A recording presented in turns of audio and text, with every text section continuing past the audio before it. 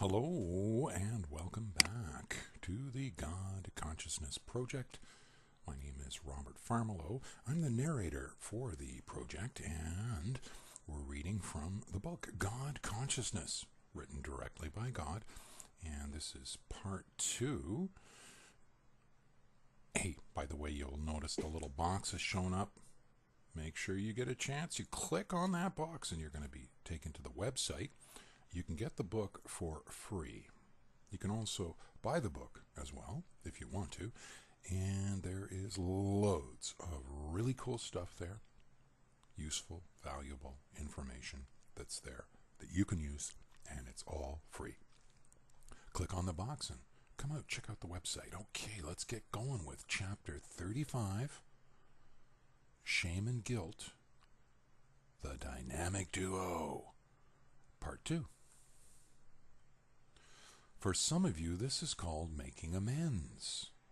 This is just what the name implies. You are seeking, figuring, trying to mend what has been damaged, harmed, hurt, destroyed by your direct input, action, lack of action, etc. Another way to look at guilt and shame is that you feel absolutely horrible about what you've done. You may even be angry at yourself for what you have done.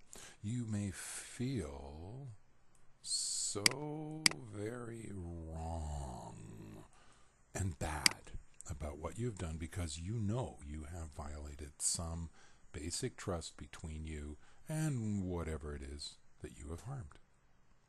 So why do you feel guilt and shame for stuff that you shouldn't feel guilt and shame for? This is very much the dark side of what already is the dark side of feeling.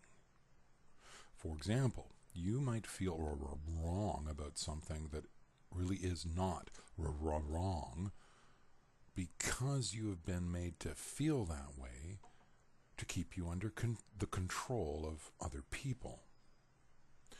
Oh, I know that this extremely obvious stuff to most of you, and you might be wondering why I would tell you stuff that you already know and what possible point there is to this part of this book. Well, I am taking the time and space to talk and write about this exactly because it seems to be so obvious, and yet it is not that obvious at all. Guilt and shame are components of an overall feeling called fear. And fear is used to do all sorts of wild and crazy things to you and to yourself and all the other selves out there. As you know, all sorts of creatures, big and small, experience the power and sweep of fear. Fear is used to keep many, many beings under control by all sorts of entities and beings and whatnots who have their own agenda to fulfill. Fear is a useful thing, to be sure, and can make the difference in keeping you alive or not alive in your current ego-based identity structure. Guilt and shame have a lot to do with fear, and fear has a lot to do with guilt and shame. They are intimately linked. Without fear attached to them, guilt and shame lose a lot of their power. To know right from wrong is one thing. To be afraid to do something because you are feeling guilty and ashamed about doing it even though it is not wrong, to do whatever it is you are contemplating doing or thinking or feeling, is a good example of the bad and wrong side of guilt and shame. All I can tell you is that guilt and shame are not necessary for you to live a good life.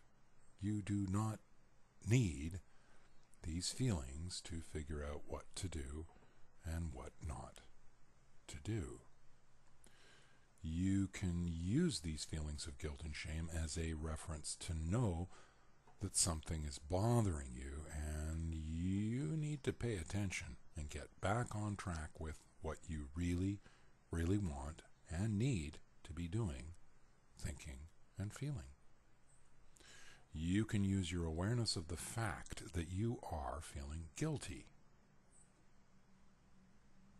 and or ashamed of something to go deeper and get back on track with yourself and with me. This next example is a good example of not being guilty, but other people deciding that you are guilty. When you break a law that you never made and do not think and or feel is correct or right or sensible or useful or whatever, and you are caught breaking this law, and you are charged with breaking this law and then tried and convicted of breaking this law. You are guilty, but you do not feel guilty. You do not think you are guilty of something wrong. And sometimes there may be not actual official court of law that accuses you and puts you on trial and finds you guilty and then sentences you. It may be someone or more than one someone who puts you through the ringer of attempting to find you guilty of some action you have done that they find to be an offense or offensive or wrong. But you may not feel and or think that you are guilty at all. And you may well not be guilty at all. The best way to navigate all this stuff is to live in dialogue with me. When you live in guidance with me, you can avoid the suffering that is yet to come and ask him, her, it, me, who knows the way. Okay, let's stop part 2 of chapter 35 right here, and you'll notice the little box is shown up on your screen. You click on that box and you'll go right away to the website, and you can order the book for free. And you can also buy the book too from that website. And it's chock full of quality content that's very useful, and it's all free. So click on that box, and I'll see you next time for part 3 of chapter 35 from the God Consciousness, written directly by God. See you next time.